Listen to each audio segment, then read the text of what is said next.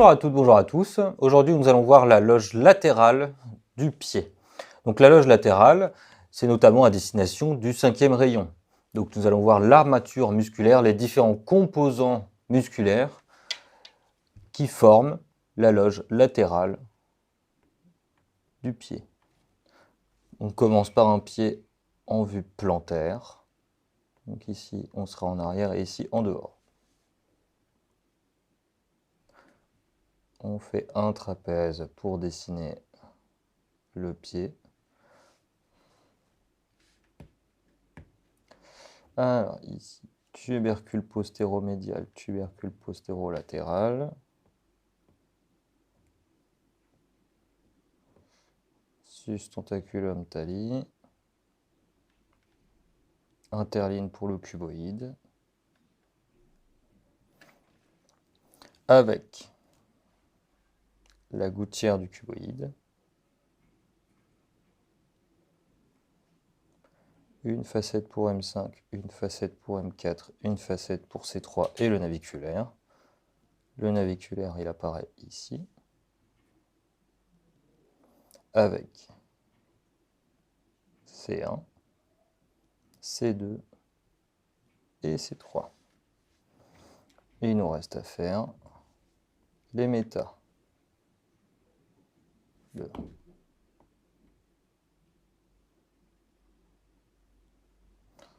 M2, M3, M4 et M5.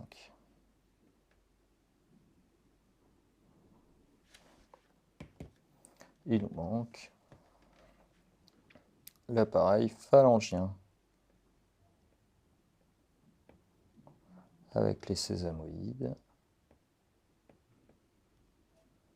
et les 3 phalanges pour chaque orteil.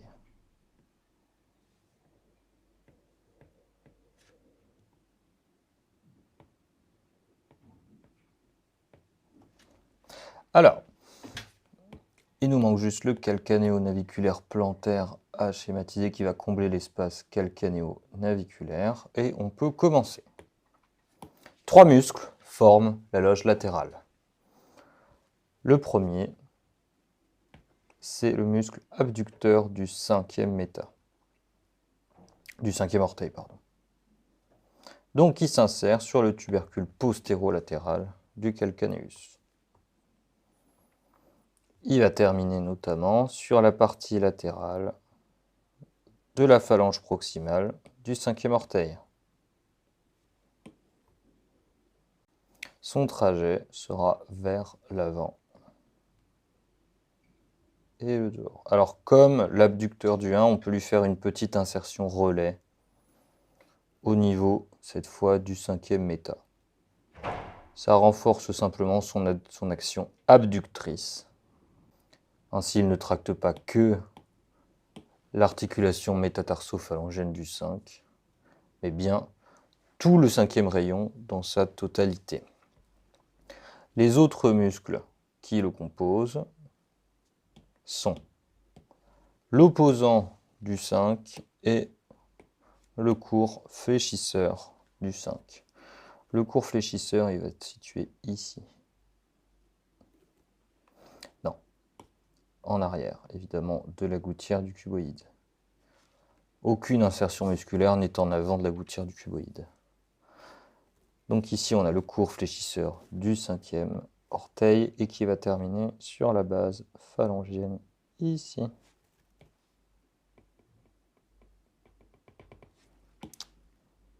Colorier comme ça, voilà.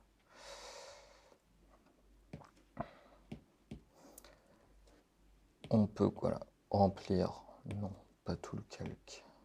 Voilà, ici.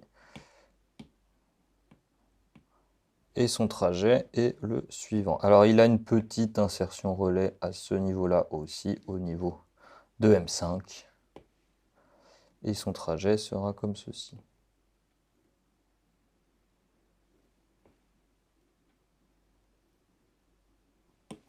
Et ici, nous avons le court fléchisseur du 5. Avec l'abducteur du 5, ça va donner ceci. Il nous en manque un.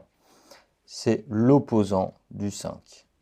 Donc l'opposition au niveau du pied, contrairement à la main, n'est pas vraiment possible à cause du parallélisme de l'hallux par rapport aux autres rayons.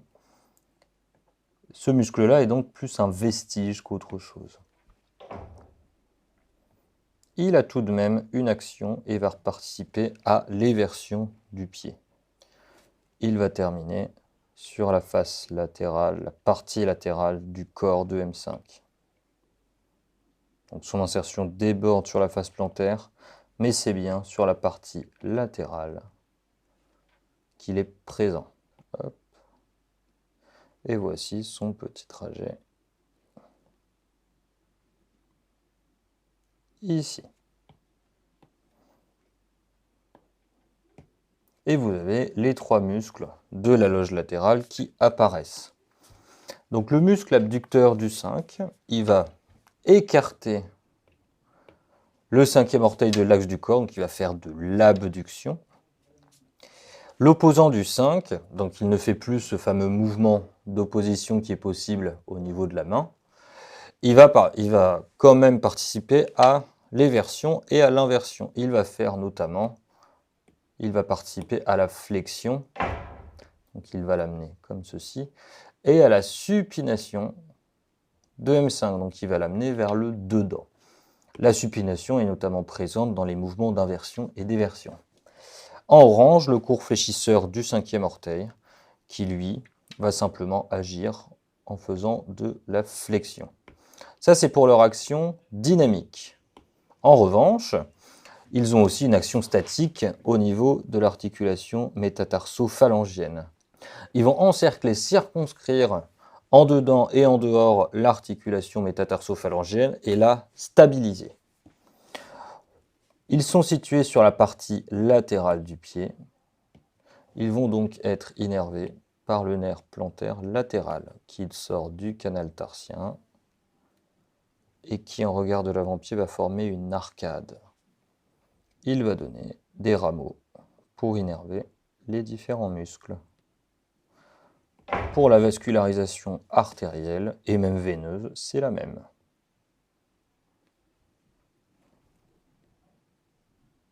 Donc l'artère plantaire latérale va former une arcade et va vasculariser les muscles adjacents, dont les muscles dont nous parlons à l'heure actuelle.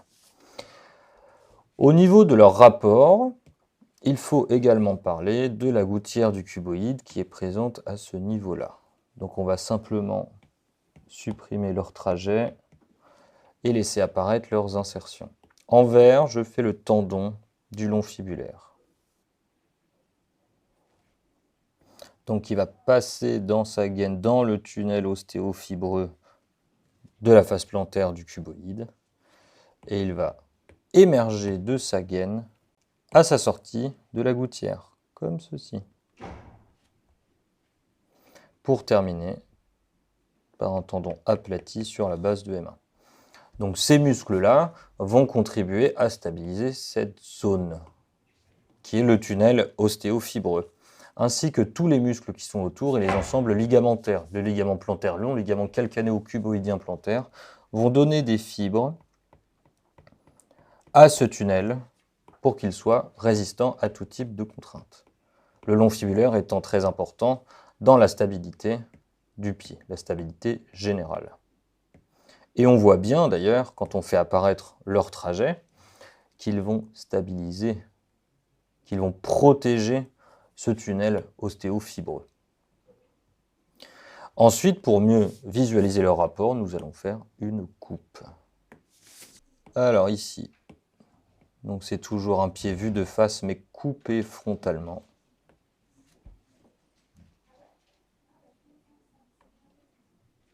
Donc ici on sera en supérieur et ici en médial. Ici M1,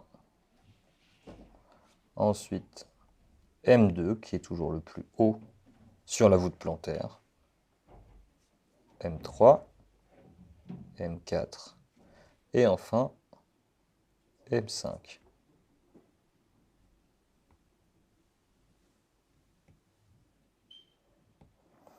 Donc on est sur une coupe, donc il faut schématiser les petites travées osseuses présentes à l'intérieur de l'os. Les muscles du cinquième, donc la loge latérale, va être située évidemment à proximité du cinquième métal. L'abducteur du 5 sera le muscle le plus en dehors. Le court fléchisseur du 5 sera situé en dedans de l'abducteur du 5 et l'opposant du 5 sera situé légèrement au-dessus comme ceci.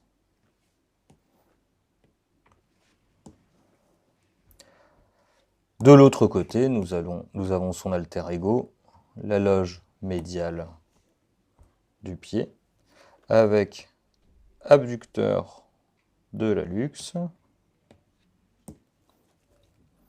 court fléchisseur en 2 insertions qui laissera passer le long fléchisseur de l'hallux, l'adducteur de l'hallux qui sera situé en dehors, avec ici en bas la loge moyenne, tout à fait. La loge moyenne donc qui sera représentée ici, c'est plutôt l'extrinsèque du pied avec long fléchisseur des orteils et carré plantaire. En dessous, court fléchisseur des orteils. Et en haut, nous aurons les fléchisseurs dorsaux avec court extenseur des orteils.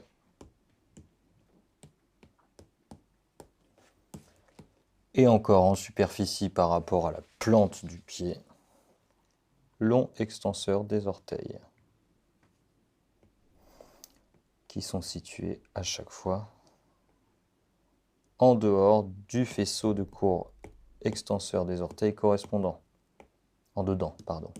Car l'action du court extenseur des orteils sera de les rééquilibrer.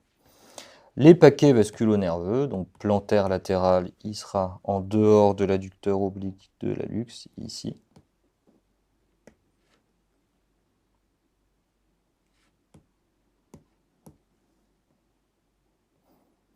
Et le paquet vasculo-nerveux plantaire médial sera plutôt situé en dedans de l'adducteur oblique de l'hallux.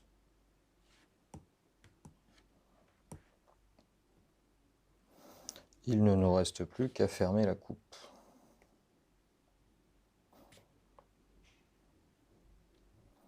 Donc ils sont en situation très latérale au niveau du pied, c'est la raison pour laquelle ils sont innervés par le nerf plantaire latéral.